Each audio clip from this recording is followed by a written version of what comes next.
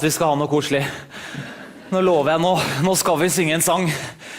Og nå skal vi synge en sang som betyr innmari mye for meg, og som har betydd veldig mye for meg i min barndom. Som har vært med på å forme meg og utvikle meg, og har gjort at jeg er blitt den jeg er i dag.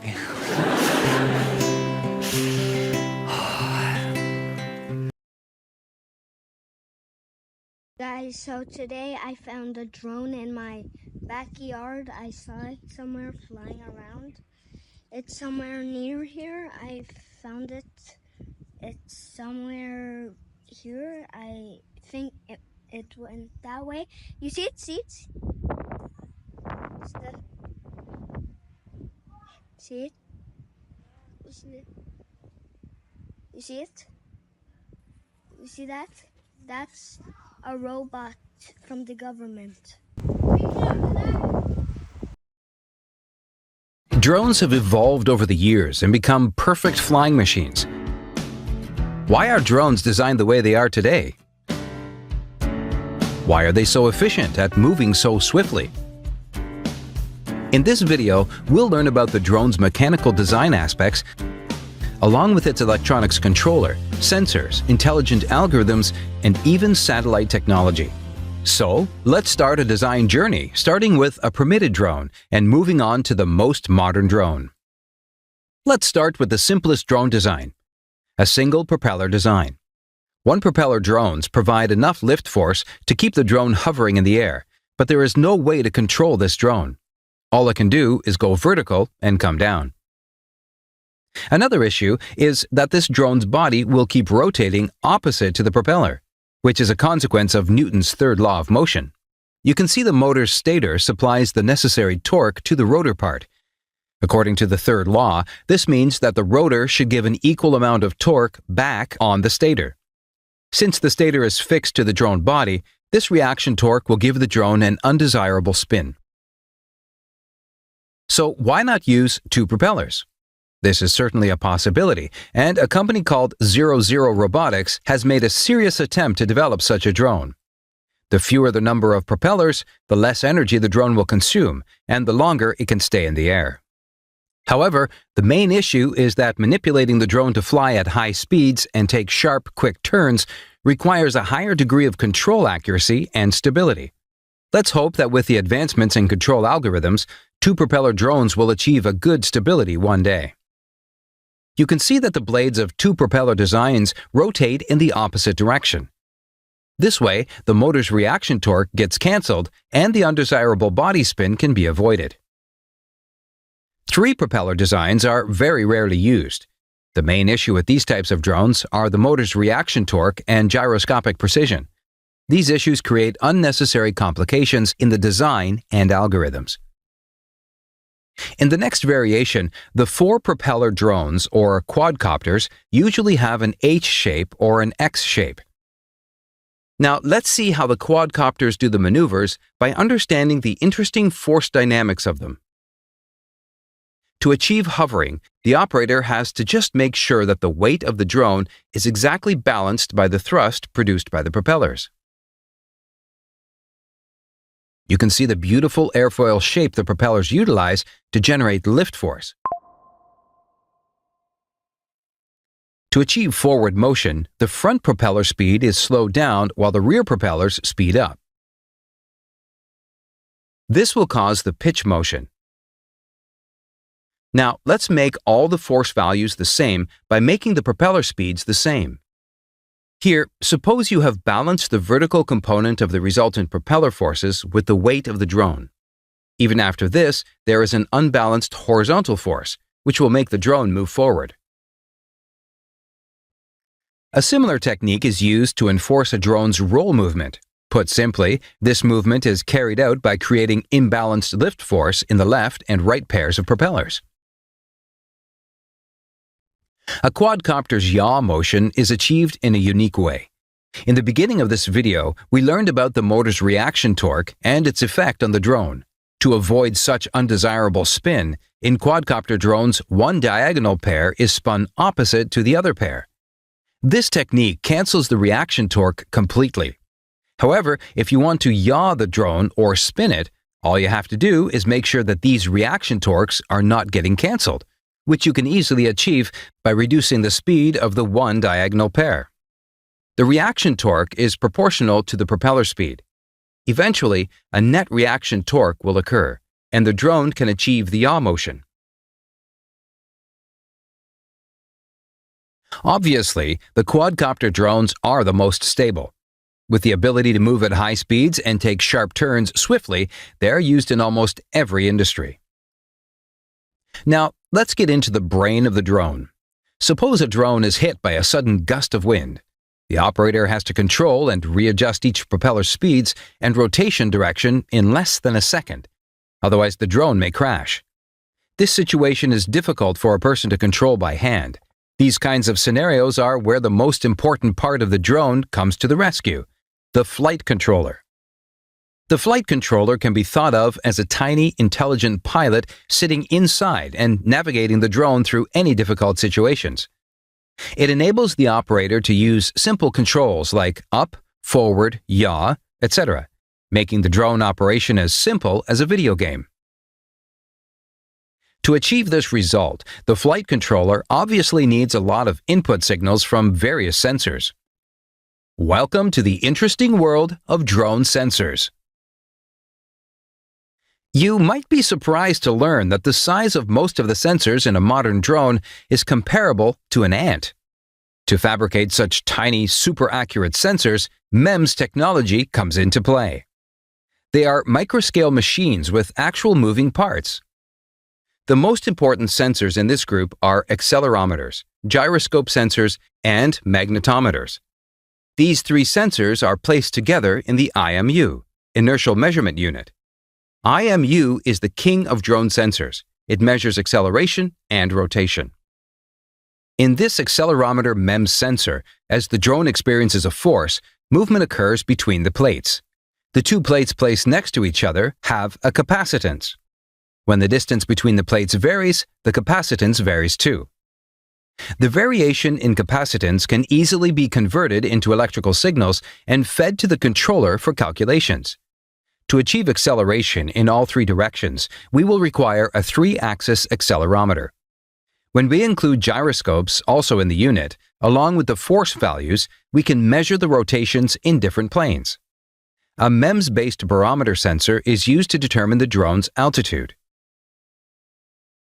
Now, the flight controller or processor should make the right use of all the signals these sensors collect to make correct decisions. However, before going into the processor piece, how can we make sure that the signals sensors produce are accurate enough? Noise, for instance, can affect a sensor's accuracy. Some reasons for noise are defects, interference by the mechanical vibrations of the drone propellers, and magnetic interference. Modern drones use a technique called sensor fusion to overcome this issue. For example, a GPS sensor, along with the IMU, can provide a basic altitude information of this drone. However, we can make this measurement super accurate if we integrate radar technology also into this. This is sensor fusion, different sensors working together to produce more accurate measurements. With these accurate signals, we can get into the decision-making part of the drone, the control system part, which includes the control logic. The control logic is the algorithm that reduces the error further and makes decisions. One such algorithm is the Kalman filter. The KF algorithm reads the past and present data to know the state of the drone and utilizes its logic for GPS navigation, driving back home, and any other such cases. Or, in this case, stabilizing the drone after the disastrous effect of winds.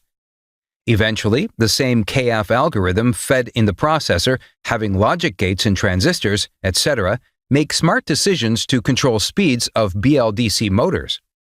Yes, just by controlling the speeds of the 4 BLDC motors in a smart way, the quadcopter drone can face any challenging environment. Currently, a company called DJI is one of the leading companies in the consumer drone market. They use advanced flight control algorithms, dual IMUs for more reliability, and vibration dampening systems to reduce errors in sensor output. Sophisticated algorithms are one of their keys to success. On the other hand, compared to DJI, companies like Parrot, Autel, and Unique don't have as much market in consumer UAV drones. These drones lack the refinement and fitness you get with DJI's drone. We already saw how the smart control of the BLDC motors by the Kalman filter algorithm ensures the drone a stable and happy flight. Power required by these BLDC motors, electronic circuits, antennas, and sensors are supplied by a lithium-ion battery. The drone receives the control signal from the user using the common radio frequency technology.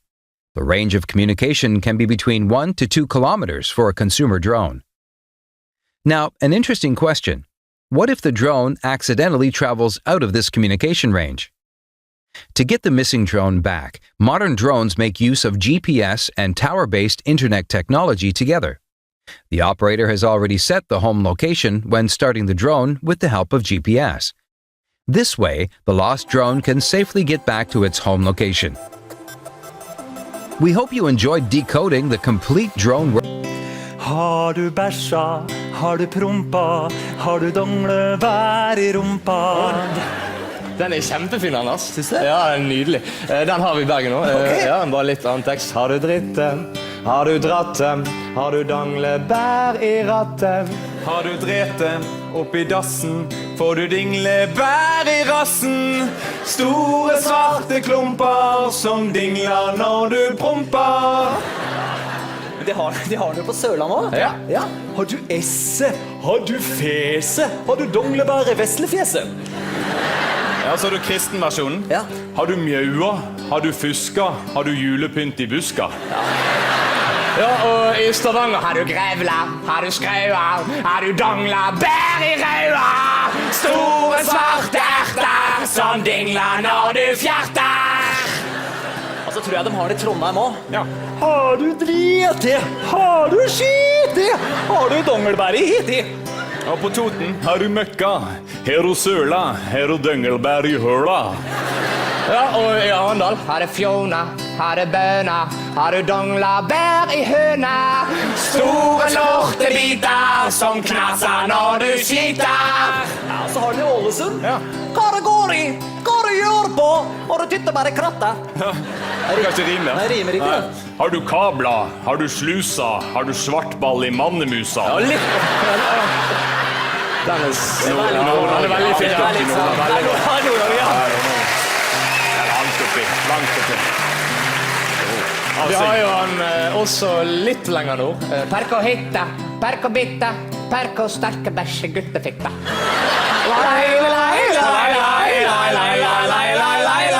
I Sogn har du badla, har du knodla, har du krossedodlar I dodlideisen? Har ni bajsat? Har ni rasslat? Har ni skrukkat troll I arslet? Did you fart from your heart? Do you have minor details in your ass? Big among us bastards that jingles in your asses. Big among the bastards that jingles in your asses. Vi skal ha noe koselig. Nå lover jeg, nå skal vi synge en sang. Og nå skal vi synge en sang som betyr innmari mye for meg, og som har betydd veldig mye for meg I min barndom. Som har vært med på å forme meg og utvikle meg, og har gjort at jeg har blitt den jeg I dag.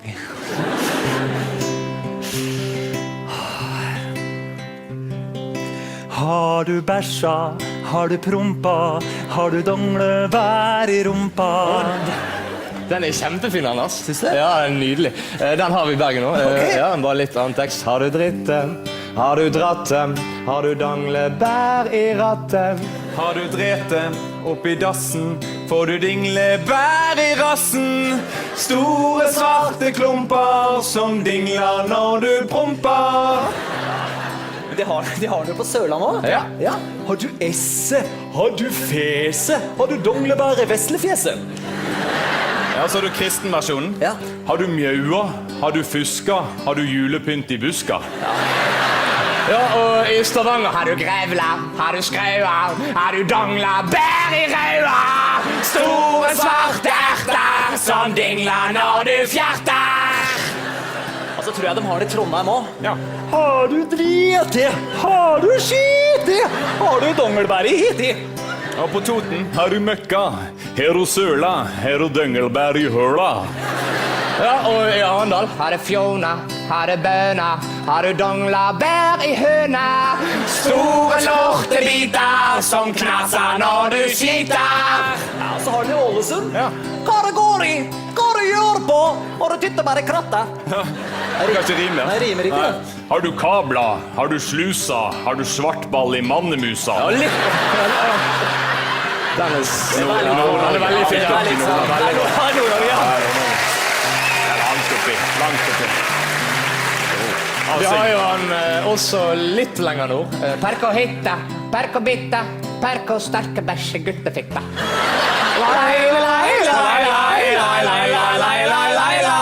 I Sogn har du badla, har du knodla, har du krosedodler i dodelideisen? Han i beiset, han i raslet, han i skrukket troll i haslet.